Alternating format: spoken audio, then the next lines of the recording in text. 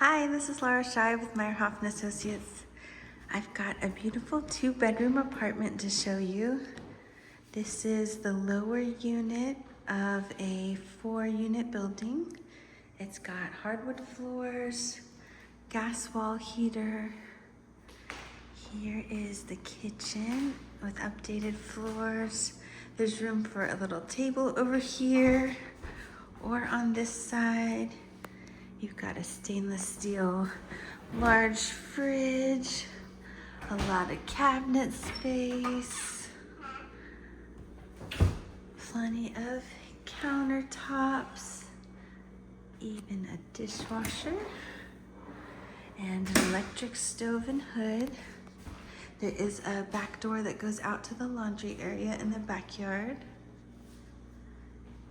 Then through here, there are 2 bedrooms, so here is one. Can definitely fit a queen size bed or a king size. It's got a window to the backyard with a lot of light, a full-size closet, very spacious.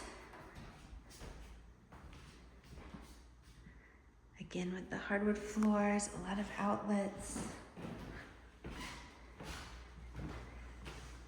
Here is the remodeled bathroom. It's got tile, beautiful tile shower, and a tub.